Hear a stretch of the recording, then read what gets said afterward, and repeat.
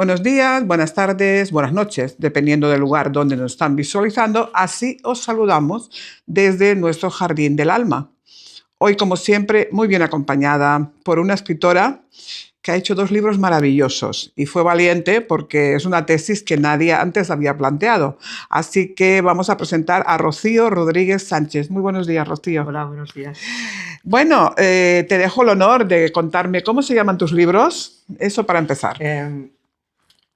El libro, que es el ensayo, se llama Sodomía, Inquisición, el miedo al castigo, que es el mismo título que tiene la tesis doctoral en antropología social. Bien, o sea que tú como antropóloga hiciste una investigación, ¿vale?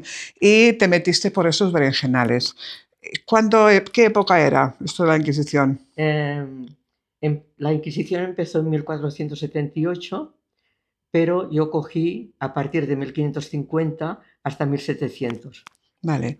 En esos momentos sería bueno poner en contexto a los que nos están escuchando qué es la sodomía. La sodomía es la realización del acto sexual contra natura. Bien. Y hay 2 tipos de sodomía, que es la perfecta, que es entre 2 hombres, y la imperfecta, que es entre hombre y mujer. Y en la Inquisición metió en el mismo saco el bestialismo y el onanismo, porque era pecado tener una relación sexual, o sea, derramar semen que no sirviese para la procreación, porque iba en contra de lo que dijo Dios de creced y multiplicaos. Bien, bien, bien. Entonces, en aquel entonces, ¿hubo mucha gente ajusticiada? Sí, bueno, había 3 tribunales. En el de Barcelona no quemaron a nadie. En el de Valencia quemaron a unos 40 y en Zaragoza fueron muchos más. Zaragoza fue el tribunal más duro. Y en Barcelona quizás lo que tenía más permisivo es que al ser una ciudad a la orilla del mar, que además había mucho comercio, entonces la vida siempre es más libre en las ciudades. Van un poco más relajados, ¿no? Exacto. O sea, más consentidos, ¿sí? Sí. El último caso que se juzgó, ¿en qué año pasó? Bueno, que fuera quemado el pecador fue en el año 1628 en Valencia. A partir de ahí ya no se quemó a ningún sodomita. ¿Cuál era el proceso? Primero alguien decía que esta persona estaba haciendo actos impuros, intervenía la iglesia, actuaba en la jurisprudencia. ¿Cómo funcionaban? Hay de todo. Hay de todo porque precisamente el título de la tesis es El miedo al castigo. Y son las excusas que ponían los hombres cuando los pillaban. ¿Y qué decían? De todo. Ay. Pero había algunos que los pillaban infraganti. Y entonces decían que pensaban que estaban con una mujer. Ah, ¿por qué? ¿Porque estaban borrachos o porque no veían? Sí, porque estaban borrachos, el demonio los había seducido, tentado, seducido, pero no colaba. A mí el que más me chocó fue los que decían que pensaban que estaban con una mujer. Ah, sí, claro. Luego había otros que decían que no sabían que era pecado. Y hay hombres que son, o sea, laicos, o sea, y luego están los eclesiásticos. También. Porque también hay frailes y algún párroco de alguna iglesia que también pues se aprovechaba de... Se cometía los mismos pecados que la gente del pueblo. Exacto. Y algunos escapaban y otros no, pero bueno. Entonces, una vez que se juzgaban y se les cogía infraganti y no podían convencer a nadie de que no sabían lo que estaban haciendo, ¿ya realmente los ahorcaban o los llevaban a la hoguera directamente? Ahorcar no ahorcaban a nadie. ¿A la hoguera? No, tampoco. Tampoco iba tan derecho. No. A ver, empezando, los metían en la cárcel. Vale. O sea, esto sí. Después, el castigo, digamos, siguiente eran los azotes, Ujú. que era casi todos 100 azotes, Ah, 100 o 200. Y hay un esclavo que le da 300. madre de Dios. Luego, después de azotarlos, a algunos los dejaban libres, o sea, con los Tenían azotes bastante. ya era bastante. Mm. Pero a otros, con todos sus azotes, se iban a galeras, A trabajar en la un galera. mínimo de 3 años, Madre de Dios. hasta galeras perpetuas, Esos deseaban morir realmente, acabar pronto, ¿no? supongo. Porque no tenían futuro. Y luego había los que se decía relajarlos, Mm. que relajar quiere decir entregar los eclesiásticos, o sea, la iglesia, entregar a los reos a las autoridades civiles para que los metiesen en la hoguera, Mm. porque así no podían decir que la iglesia había matado a nadie. Ah, utilizaban a la gente del pueblo para que hicieran el trabajo sucio. Exacto. Sí, así de claro. Y ellos nunca cometían ningún problema. No, o sea, ellos los castigaban, o sea, daban una sentencia Mm. y los entregaban a la justicia civil. Exacto. Pero hay una cosa que, claro, ahora nos puede chocar, pero a los que quemaban, Mm. fuera por sodomía, que solo fue quemados en Valencia y en Zaragoza, pero por herejes y por cualquier otro tipo de pecado que lo hiciesen en cualquier territorio del Imperio Español, porque entonces era realmente un imperio, pues a estos los quemaban, y los quemaban en las afueras de las ciudades y ponían soldados alrededor para que nadie pudiera coger ni una pizca de ceniza. Y Mm. entonces aventaban las cenizas. Y no tenían entierro en un lugar santo o no santo, y además que ellos no sabían qué pasaría cuando llegase el fin del mundo. Ya.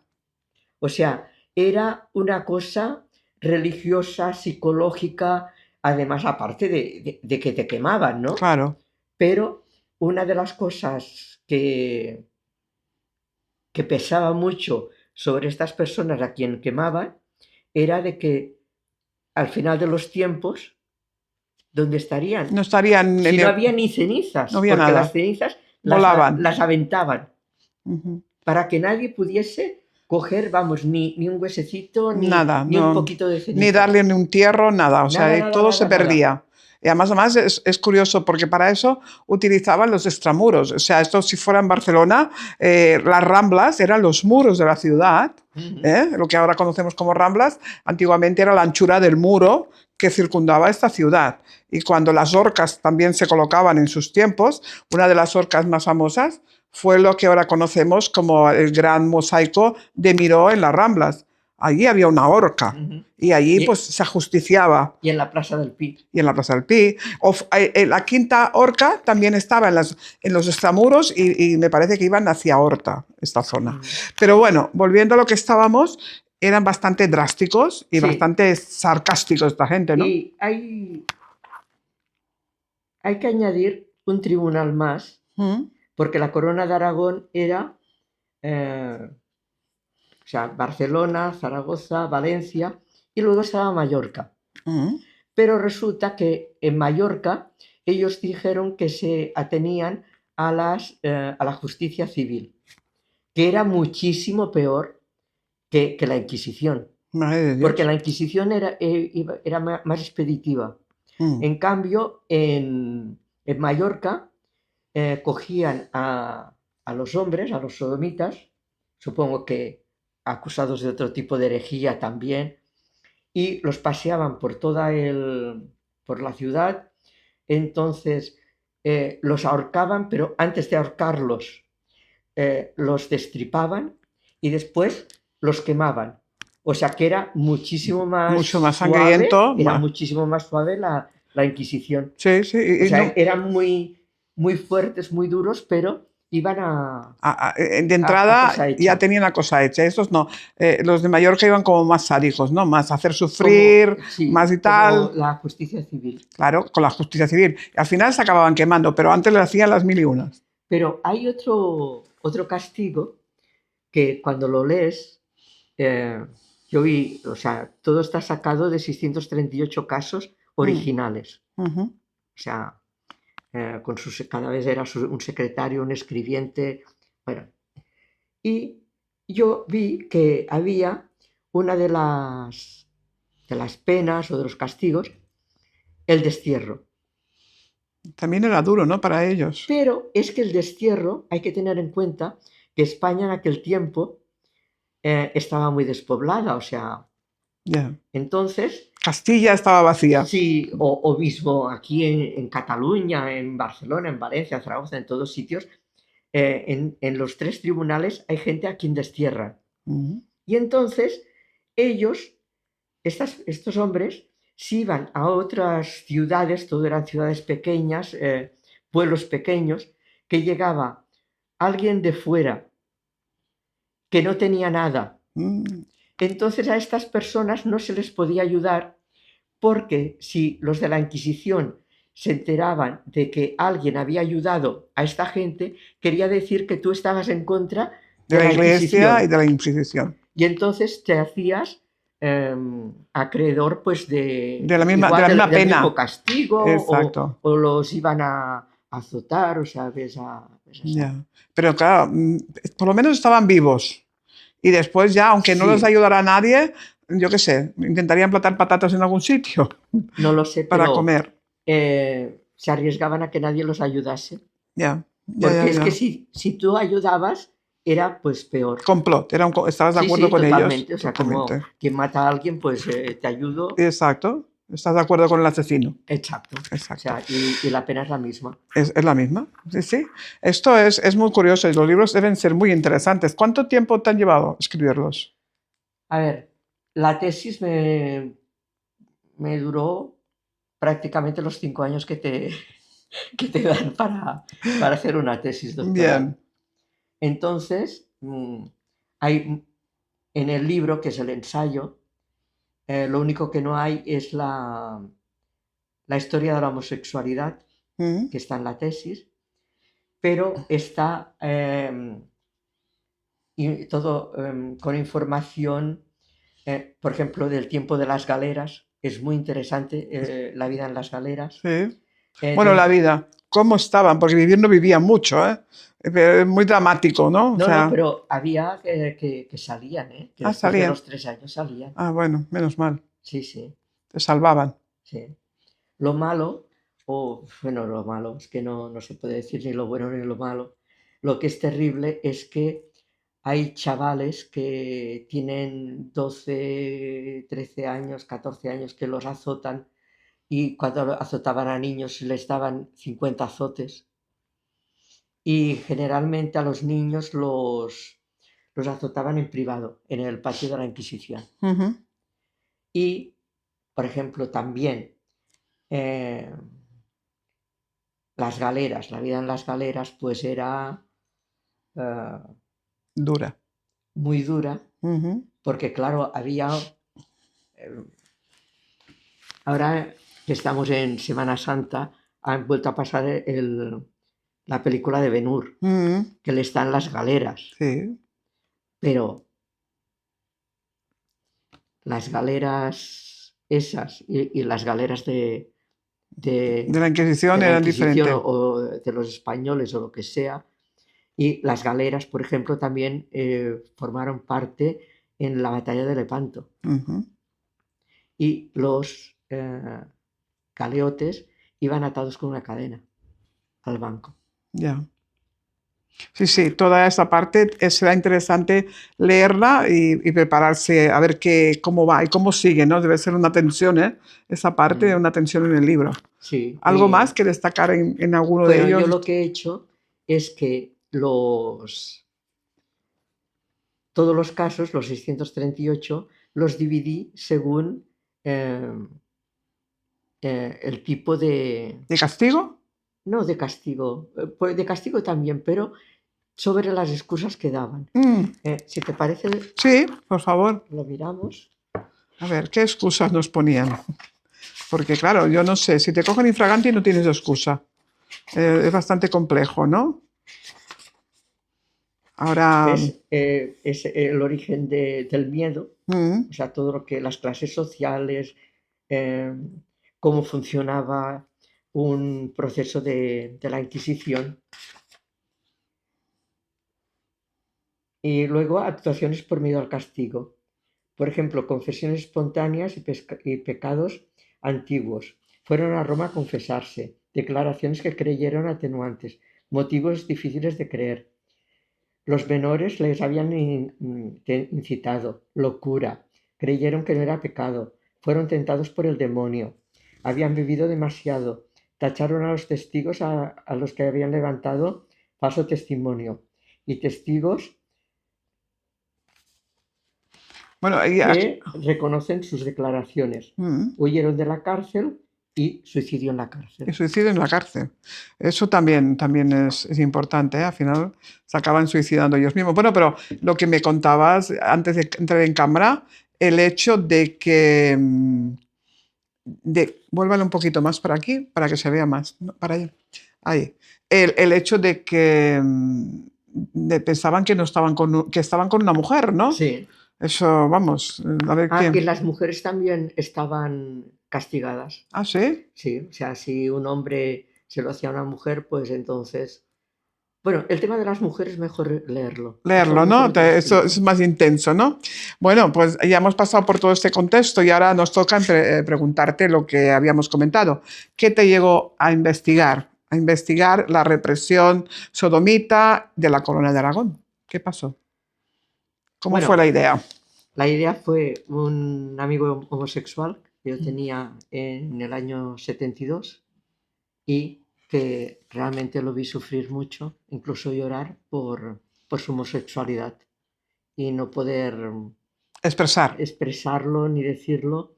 Él nunca me lo dijo, yo nunca le dije... Nunca preguntaste. Nunca le pregunté nada, nunca nada de nada.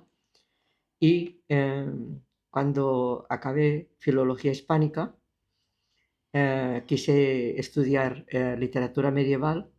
Un catedrático no sé por qué, un día estábamos hablando y dice, ¿por qué no estudias la Inquisición, que es un tema que nadie toca desde el punto de vista de los sodomitas? Y bueno, y en el año 96 empecé a mirármelo y 96, 97 me he encontrado con muchos comentarios de muy mal gusto.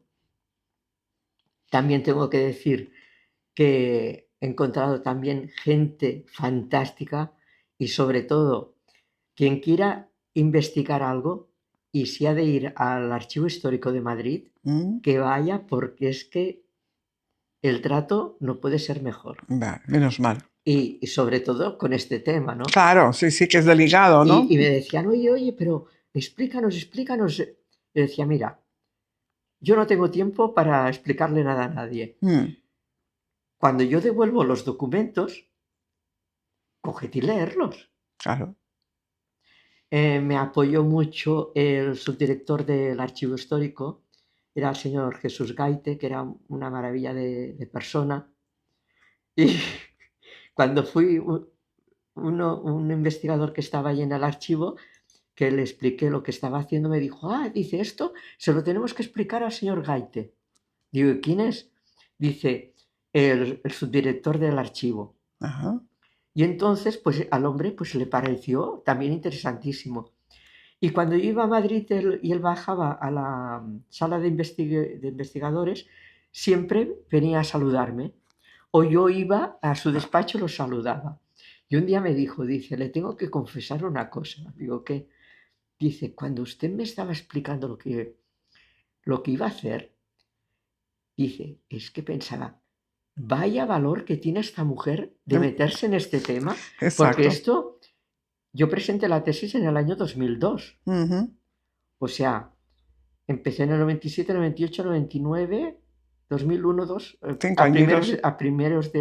en febrero del 2002 la tesis acabó. la presenté.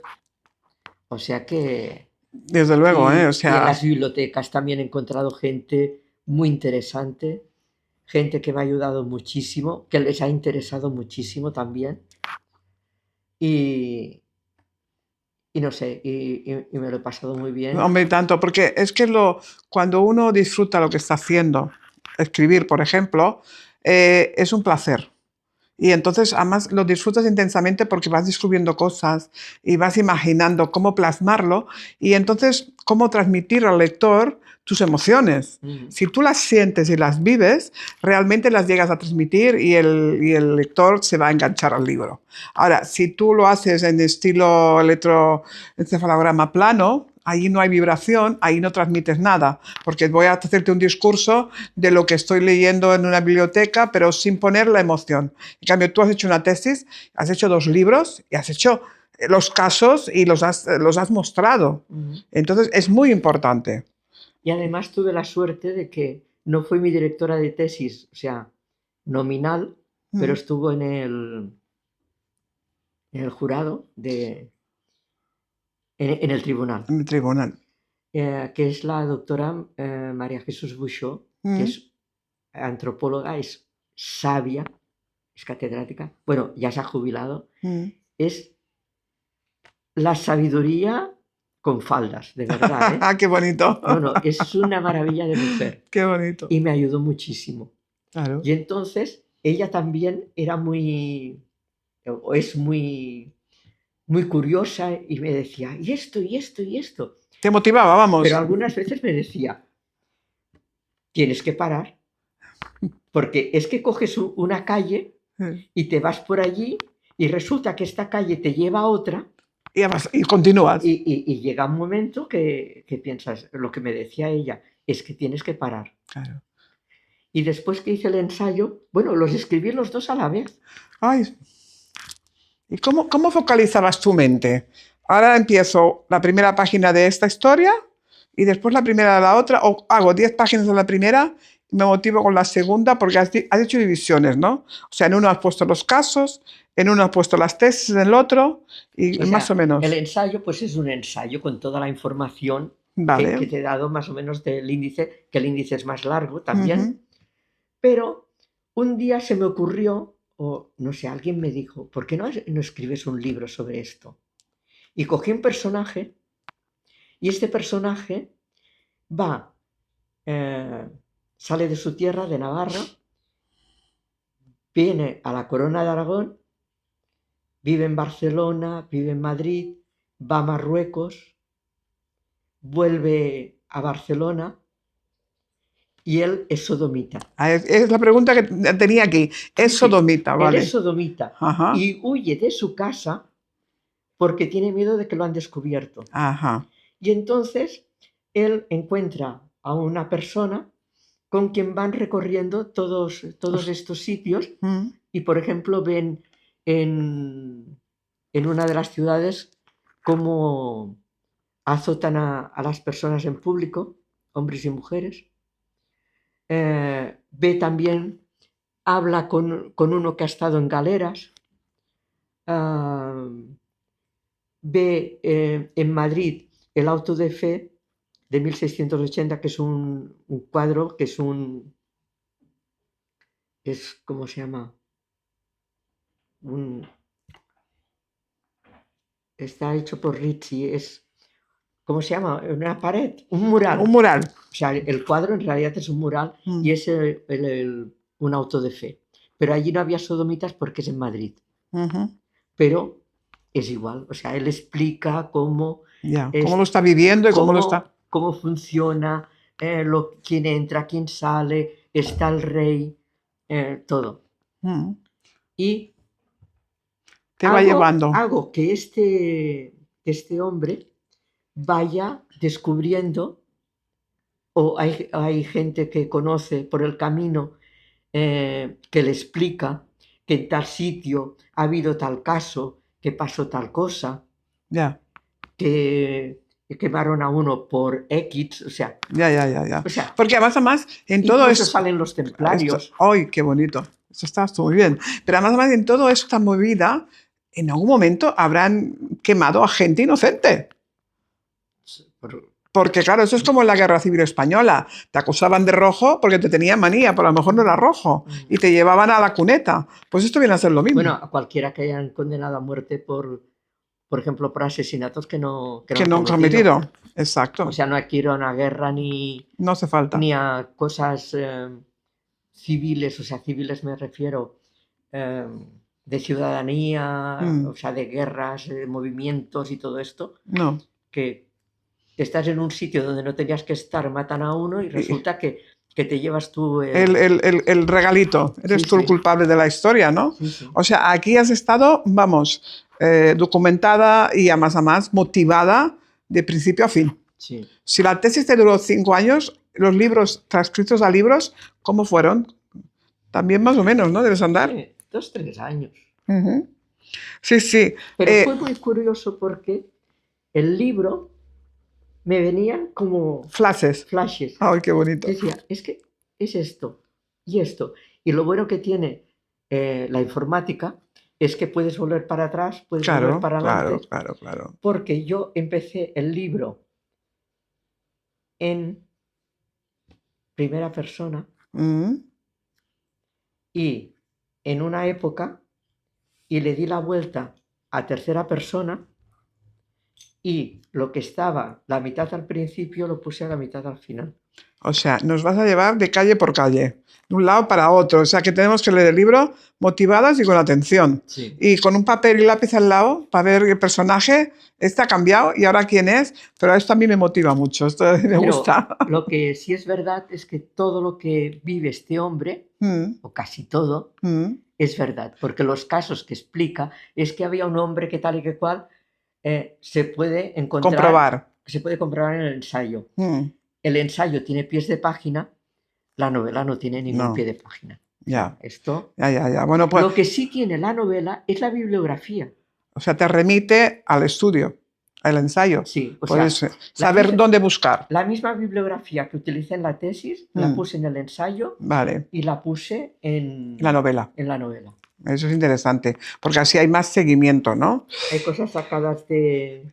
Sí, entonces podemos, pensando en esto, en la sodomía y todo lo que has escrito, que la violencia que se utilizaba era un control social, a propósito, como castigo, pero además para reprimir a la gente, y la sexualidad era todo negativo si no se cumplía según lo que pensaba la Iglesia, ¿no? Bueno, pero es que la Iglesia, desde el púlpito, hacía que la gente pues tuviera mucho miedo. Eso no quiere decir que algún fraile, que algún cura pues hiciera lo mismo. Ya, pero una cosa es ¿cómo se decía? Hacer lo que yo cuento, pero no lo que yo os digo, pero no lo que yo hago. Exacto. Eso decían los curas en su momento y era una forma de quedar muy bien. Y actualmente todavía seguimos igual.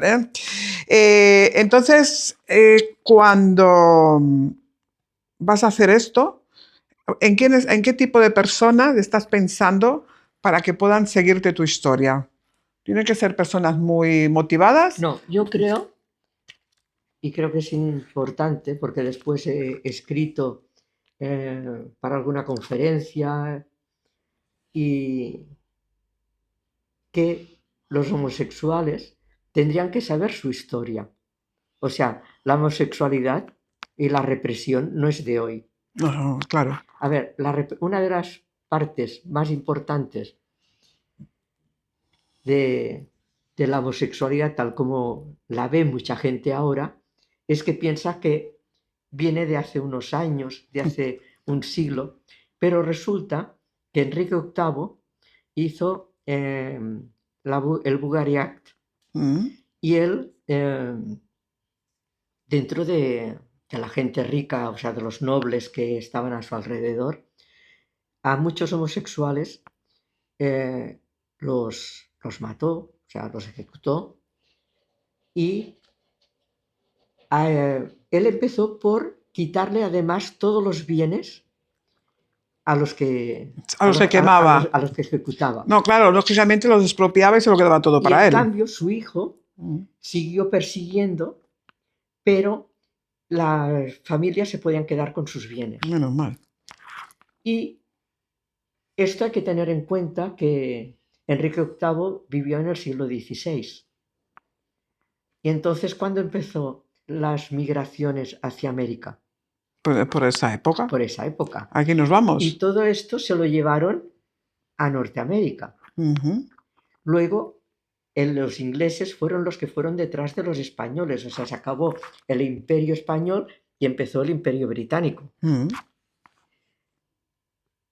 Gran Bretaña colonizó a más de medio mundo y a todos sitios llevaron sus leyes. Sí, y las impusieron. Entonces, o sea, hay gente que habla de lo de Nueva York, de los Stonewall y todo esto.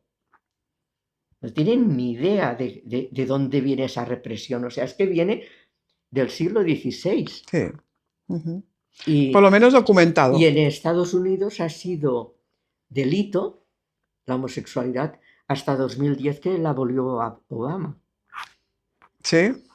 O sea, que estamos ahí, estamos... O sea, que la gente tendría que saber, o sea, de qué habla y de qué iba. Y, por ejemplo, nosotros descendemos del Imperio Romano, nuestra civilización, todo esto. Pero es que en el Imperio Romano la homosexualidad no existía. Se consideraba normal. Se consideraba normal. Claro. Lo que el que recibía, o sea, era considerado inferior. Sí, un servidor. Por ejemplo, Julio César, con el rey de Betania, hizo de pasivo. Y por eso le decían que era el marido de todas las mujeres y la mujer de todos los maridos. Está bien la definición. ¿Vale? Entonces, hay un autor que yo creo que la gente tendría que leerlo, sobre todo en el tema homosexual, que es John Boswell, que era un antropólogo americano que ya murió hace años, y él decía esto, y yo me lo copio, que somos descendientes de la civilización griega y romana, pero en el tema de la sexualidad, ahí no. Son diferentes. O sea, ahí... Ahí nada de nada. Podríamos decir que esto, yo no creo que haya empezado como una ficción y la has convertido en realidad, o siempre todo del principio al fin ha sido real. Pues claro, tú ahí has puesto un personaje en la novela, que era el que hacía en primera persona y después se convirtió en tercera persona, supongo, y este era realmente, yo creo que el ojo crítico de la situación, ¿no? Sí, claro, él lo ve todo. Él lo ve todo. Y vive. Y vive. Y vive situaciones, y va con un compañero, y entre los dos van viendo el mundo. Y van explicando, ¿no? Sí. Y también me meto en Marruecos. Bien. ¿Tú crees que tu trabajo de literatura es una vía poderosa para contar la historia y reparar la memoria de las víctimas, o no podemos? Porque las víctimas no las hemos conocido, ¿no? Esto es muy... Muy relativo. Es muy... Además, cuando estás leyendo los documentos que son originales, o sea, que son... ¿Con nombres y apellidos? Con nombres, apellidos. Hay documentos que tienen más de 100 páginas. Escritos en castellano antiguo. Exacto, que también tiene su... Y sobre papel. Sobre papel, que hay que poner ahí. No está dentro de un ordenador que tú puedas ir más rápido. No, eso está claro. Poco a poco lo están... Escaneando. Informatizando. ¿Y tú qué esperas que se lleve el lector cuando acabe de leer este libro? ¿Cuál es la sensación que puede tener? Yo lo único que considero que vale la pena es que aprendan a ser tolerantes. Pues sí, es una buena definición. O sea, la tolerancia es para mí lo más importante. Y sobre todo que no juzguen, ¿no? Que nunca juzguen. Exacto.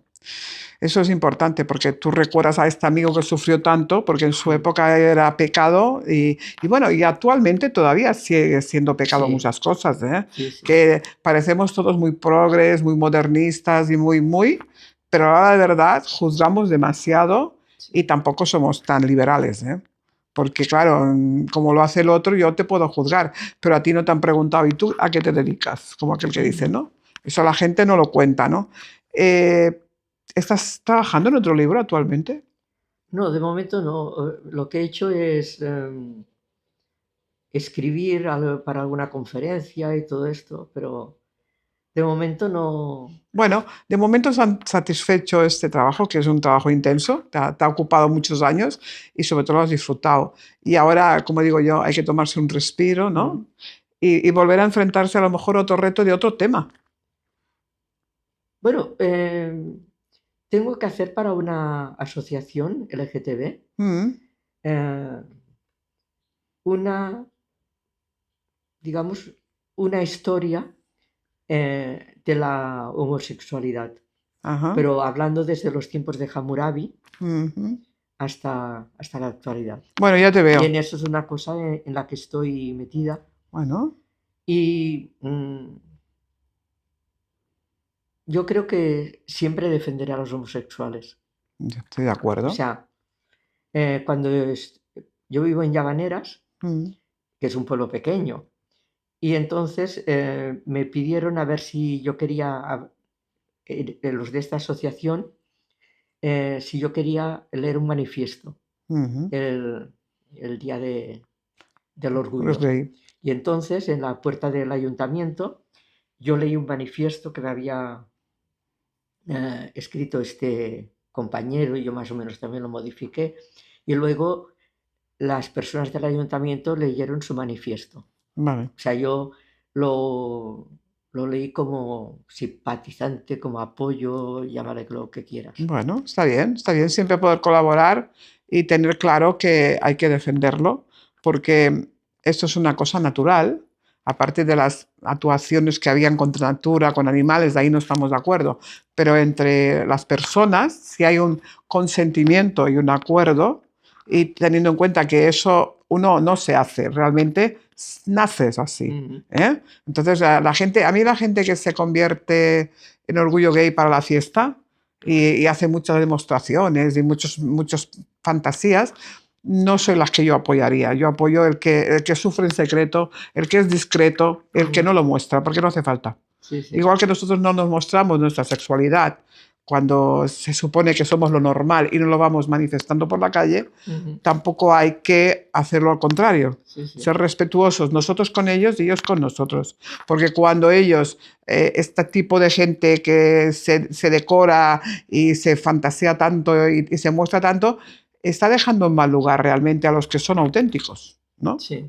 Y entonces es un problema. A mí tampoco me convence aunque muchos también, yo creo es como una especie como de rebeldía, o sea, Aprovechan ese día para mostrarse sí, o rebeldes. sea, meterle por las narices Mm. al público en general La verdad de la historia. hasta dónde soy capaz de llegar Sí. y mira lo que me importa. Bueno, también hay este punto y esta vertiente. Bueno, a ver, podríamos estar largo y tendido y continuar. ¿Tienes algo más que añadir a nuestra conversación? No, que yo creo que es importante leer la historia Sí, y ver cómo ha evolucionado mm, la gente, porque a unos... Te voy a explicar una cosa. A ver, dígame. en una conferencia que hice, que además lo hicimos entre tres y nos dieron un premio No, qué bonito. en Mataró, pues una de las cosas que yo dije de la vestimenta, Hmm, a ver, si tú piensas en un hombre potente. potente, puedes pensar en un escocés con su kilt Sí, sí, sí. y Sí. es una No, falda, es una falda, es una falda. es una falda. Pero eso no quita su parte viril, Pero ¿no? Es solo vestuario.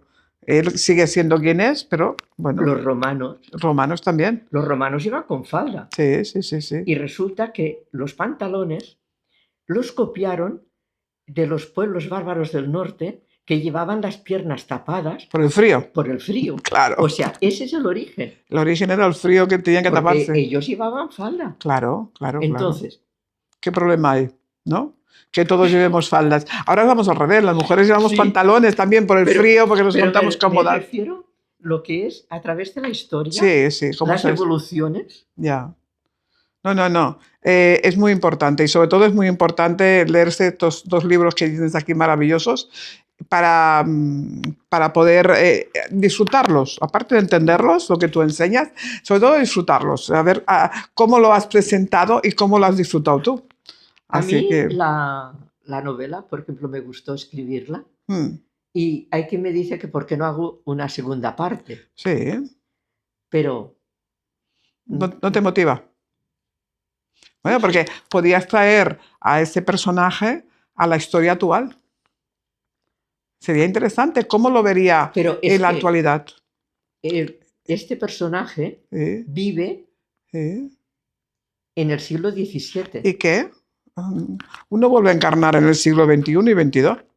O sea, hay que tener capacidad de hacer un traspaso y traerlo. O sea, yo en mis novelas, la primera fue mucho sobre mi trabajo y mis casos son reales, pero después apareció un personaje que es una persona que quiero mucho, muchísimo, es a mi amigo Roberto, y mi amigo Roberto fue el enlace de las dos siguientes novelas, Ujú. porque está ahí, todo el mundo está pendiente de conocerlo, que lo presente, pero yo he hecho promesa de que nunca diría quién es, porque es un gran psiquiatra y muy reconocido, entonces es ponerlo en un compromiso, porque él vive unas situaciones que muchos no entenderían.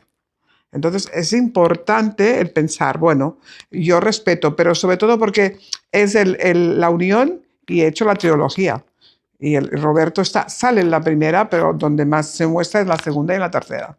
Ujú. Y aquí, pues bueno, este personaje está sin trabajar, lo puedes actuar y sería interesante. Diría, "Oh, yo te provoco. A ver si te puedo volver a entrevistar con la excusa de este personaje y pasar un rato agradable, que seguro que nuestros seguidores lo están pasando y están valorando ahora que estamos ahí. Comprarse estos dos libros.